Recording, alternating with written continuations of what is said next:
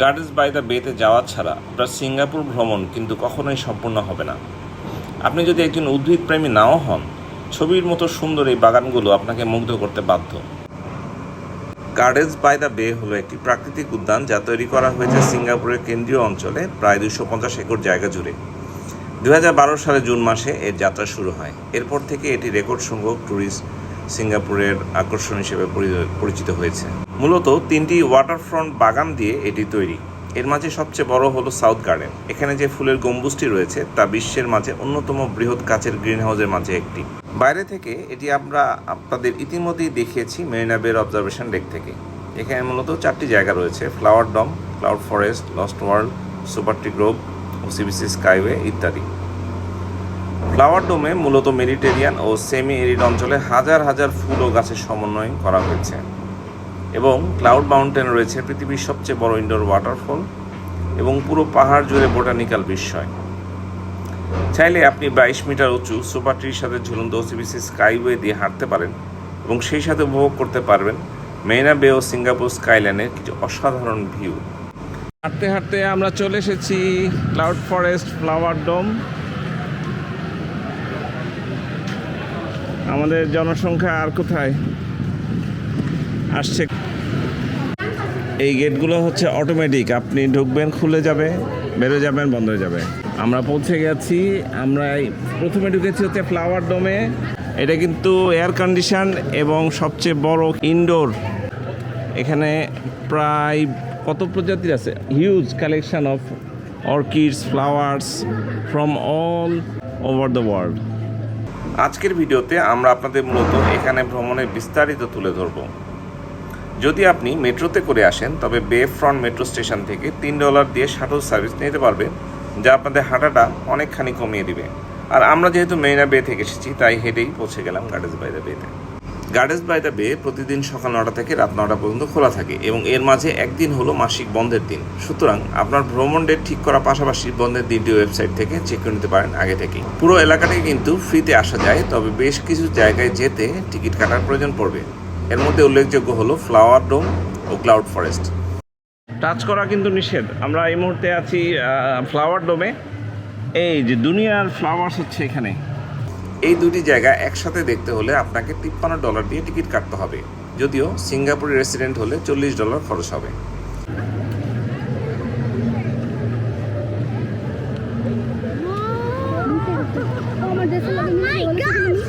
গাছের মধ্যে সাপ ঝুলে আছে।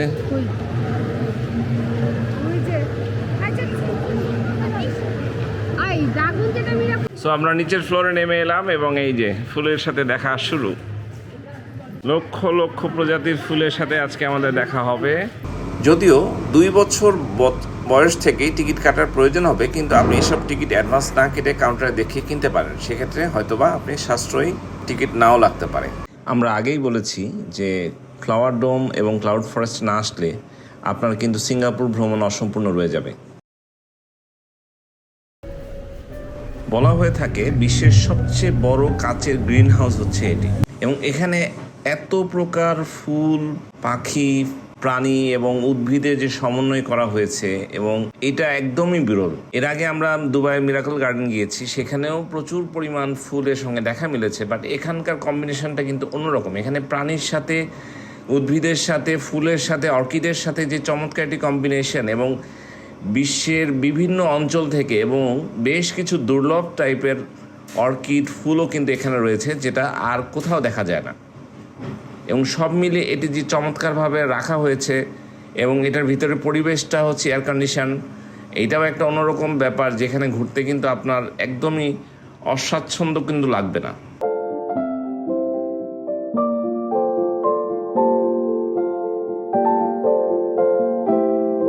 ফ্লাওয়ার্সের যে collection, just wow. Black color, wow. Orange, wow, wow, wow. Magenta color, oh my god, wow. And my beautiful color, purple, purple. Awesome. দেখাই আপনাদেরকে, এই যে ডানে বামে দুই দিকেই, এর মধ্যে অনেকগুলোই আজকে প্রথমবারের মতোই দেখার সৌভাগ্য হচ্ছে। এখানে ঘুরতে কিন্তু বিন্দুমাত্র খারাপ লাগবে না, মানে চারিদিকের দৃশ্য এত সুন্দর, এত সুন্দর সুন্দর ফুলের দেখা পাবেন যে আপনার মনে হবে যে আপনি অনেকক্ষণ থাকেন, বাট আসলে সময়ে কভার করা যায় না, প্রচুর হাঁটতে হয়। This is the goose and golden egg of Aesop. ইসবের সেই যে সোনার ডিম পাড়া হাঁস যে ছিল সেটাও এখানে রাখা হয়েছে। ভিউয়ার্স, আপনারা কিন্তু মনে রাখবেন সিঙ্গাপুরের প্রতিটা টুরিস্ট স্পটে কিন্তু প্রচুর হাঁটতে হয়। আপনি একটা জায়গা ঘুরে দেখতে হলেও আপনাকে অনেক হাঁটতে হবে। Here you will see that some of the places are closed due to renovation. This is always they do to make sure that you don't feel bored coming here again. The same thing I observed in the Miracle Garden Dubai when I visited twice 2 years. I found a lot of changes from the previous visit. রেনোভেশনের জন্য দু একটি জায়গা আমরা বন্ধ পেয়েছি, যেগুলো হয়তো পরে তারা অন্যভাবে উপস্থাপন করবে। এই কাজগুলো তারা রেগুলার করে থাকে ট্যুরিস্টদের আকর্ষণ ধরে রাখার জন্য এবং একটি নতুনত্ব উপস্থাপন করার জন্য, যাতে আপনি দ্বিতীয়বার গিয়ে কখনো খারাপ ফিল না করেন যে এই জায়গাটা তো সেম, আগেও এসেছি। এখানে প্রাণীগুলোর কঙ্কাল টাইপ সাজানো হয়েছে কাঠ দিয়ে। এগুলো মূলত এগুলো যে কত প্রাচীন কালের প্লান্ট সেটা প্রমাণ করার একটা চেষ্টা, আর কিছুই না।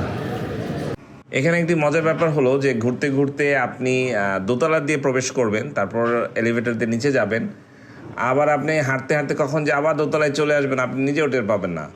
তো এটার মানে হচ্ছে যে আপনার দেখা প্রায় শেষ এবং আপনার বিদায় নেওয়ার পালা। মালিও আমাকে বলছিল যে এখন আমাদের চলে যেতে হবে।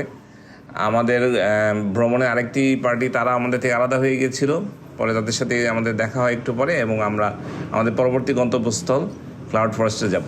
তো এইখানে ভ্রমণটা ছিল সত্যি আনন্দদায়ক, চমৎকার, মনে রাখার মতো, এবং এখানে যদি না গিয়ে থাকেন আপনি অনেক বড় মিস করেছেন।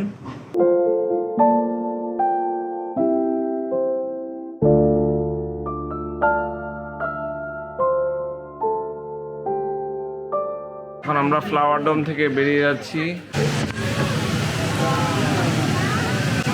আমরা এসে গেছি ক্লাউড ফরেস্ট, সেই অ্যাভাটারের সিন হচ্ছে। আমরা অ্যাভাটার ইনডোর সবচেয়ে বড় ওয়াটারফল হচ্ছে এটা। ভিউয়ার্স, আপনাদেরকে তো আমরা বলেছি টিকিট প্রাইস কত। তো আমরা সব টিকিটে অ্যাডভান্স কেটেছিলাম এবং টিকিট কাটার সময় একটি ভুল করেছিলাম, তা হলো যে আমরা টিকিট একটা কেটেছিলাম হচ্ছে সিঙ্গাপুর রেসিডেন্টের হিসেবে। তো যথারীতি ওটার প্রাইস কম ছিল, তো আমরা টিকিট কাটার পরে এটা নিয়ে একটু টেনশন ছিলাম যে এটা নিয়ে এন্ট্রি করা যাবে কিনা। তো পরে দেখা গেল যে এটা আসলে ওরা ওইভাবে মার্ক করে না। সো আপনারা যদি এই চালাকি দু একটা করতে চান করতে পারেন, আলটিমেটলি পরে যদি আবার ধরা পড়েন তাহলে হয়তো সেই ফিটা এক্সট্রা দিয়ে দিতে হবে, এর বেশি তো আর কিছু না। তো ক্লাউড ফরেস্টে ঢোকার সিনটা অনেক সুন্দর ছিল, মানে খুবই ভালো লাগছিল। পুরোপুরি অ্যাভাটারের থিম দিয়ে করা হয়েছে এবং অ্যাভাটারের যেসব ইয়েগুলো ছিল সব এখানে আছে এবং প্রতিটাই একদম বাস্তবের মতো লাগে। কারণ আপনারা জানেন অ্যাভাটারের পার্টটা করা হয়েছিল অ্যানিমেশন দিয়ে এবং এই অ্যানিমেশনকে কিন্তু এখানে সত্যিকারই বাস্তবের রূপ দেওয়া হয়েছে। প্রতিটা প্রাণী, প্রতিটা গাছ দেখে মনে হচ্ছিল যে আমরা আসলে সেই অ্যাভাটারের জঙ্গলে চলে এসেছি। জায়গাটি এত সুন্দরভাবে গড়ে তোলা হয়েছে যে বাচ্চারা তো দূরে থাক, এবার বড়রাই মানে মুগ্ধ হয়ে গেছে এটা দেখে। আমরা নিজেরাই মানে এত খুশি হয়েছি, এত ভালো লাগছিল, এটা আসলে ভাষায় প্রকাশ করা সম্ভব না। নিজের চোখে যদি দেখবেন সেদিন বুঝবেন যে এটা আসলে কত ভালো লাগে এই জায়গাটা গিয়ে। এটা একটি সুন্দর জায়গা, এটা হচ্ছে সেক্রেট স্পেস, এখানে হাত দিয়ে আপনি ইয়ে করতে পারবেন।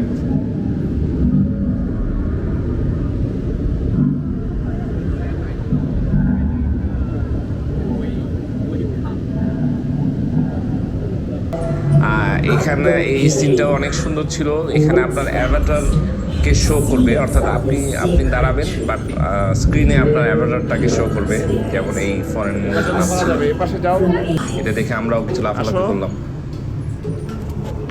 ভিউয়ার্স, সব থেকে মজার বিষয় হচ্ছে প্রতিটা ফ্লোরে উঠতে হলে আপনাকে হচ্ছে মানে সিঁড়ি দিয়ে উঠতে হবে এবং বা এক্সেলেটার লিফট দিয়ে উঠতে হয়। বাট আমাদেরটি সুবিধা হয়েছে, আমাদের সাথে যেহেতু বেবি ছিল আমরা ডিরেক্ট লিফটে উঠেছি এবং সুন্দর করে প্রতিটা স্কাই ওয়াকের ব্রিজগুলো আমরা ঘুরে দেখেছি এবং প্রচুর ঠান্ডা সেখানে টেম্পারেচার দেওয়া আছে। এবং সবচাইতে মজার বিষয় কিছু কিছু জায়গায় এরকম স্মোক টাইপ দেওয়া, যার জন্য মানে সিচুয়েশনটাকে আরও বেশি সিরিয়াস মনে হয়। এবং সবচেয়ে বড় কথা হচ্ছে আপনি যে ফ্লোরে স্কাই ওয়াকে যান না কেন, বাট এত বেশি ভালো লাগছে কারণ উপরে ক্লিয়ার হচ্ছে নীল আকাশ এবং চারদিকে আপনার হচ্ছে গ্রিনারি, সবুজ লেমন কালার একটি কি বলবো, আর এক কথায় হচ্ছে অনেক বেশি অসাধারণ সুন্দর। আমরা খুব এনজয় করছিলাম এবং টায়ার্ডনেসও ছিল পাশাপাশি। সো টায়ার্ড যখন হচ্ছিলাম তখন কিছু কিছু জায়গায় আমরা স্কিপ নিয়ে বসে পড়েছিলাম। এবং টোটালি আসিফ যা বললো এটা হচ্ছে অ্যাভাটার থিম দিয়ে করা, আর বাহির থেকেও পরিবেশ একদম স্বচ্ছ আয়নার মাঝে দেখা যাচ্ছিল। আর ম্যাক্সিমাম হচ্ছে কেরালার লোকজন দেখলাম, বাংলাদেশের বাদ দিয়ে আমাদেরকে। আর এই জায়গায় কিন্তু অনেক সুন্দর করে টিকটক করা যায় এবং ছবিগুলো অত্যধিক সুন্দর এসেছিল। সো সবাইকে আমি সাজেস্ট করব চোখ বন্ধ করে আপনারা হচ্ছে ক্লাউড ফরেস্টে যেতে পারেন। এবং এটার ওয়েদার ভিতরের এবং সব কিছু মিলে পরিবেশটা একেবারেই অন্যরকম, অনেক বেশি স্বাচ্ছন্দ্য বোধ করছিলাম। এবং প্রতিটা প্লেসই হচ্ছে ফটোজেনিক, আপনি চাইলে ছবি তুলতে পারেন এবং অনেক কালারফুল, কোনোভাবেই কোনো কিছুকে আর্টিফিশিয়াল মনে হচ্ছিল না।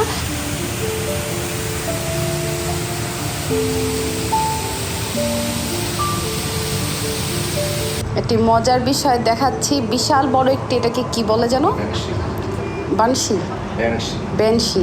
আচ্ছা বেনশি, যেটা নিয়ে তারা যে যুদ্ধ করতে যেত না। এখানে আমি একটা জিনিস মিস করছি, সেটা হচ্ছে যে বেবি বেনশি একটা নিয়ে আসছিল, যেটা আমি দেখতে পাইনি। মালিয়া তুমি দেখছো? হ্যাঁ, আমি উপর থেকে দেখেছি একজন ডক্টরের মতো অ্যাপ্রন পরা একটা ছোট বেনশি হাতে নিয়ে এসেছে এবং দুই একজন যারা হচ্ছে ট্যুরিস্ট ছিল তাদেরকে অ্যালাউ করেছে এবং বলছিল ডিরেক্ট তার চোখের দিকে তাকাতে না, কেন যেন তখন একটা উপর থেকে আমার কাছে সিরিয়াস একটি সিচুয়েশন মনে হচ্ছিল।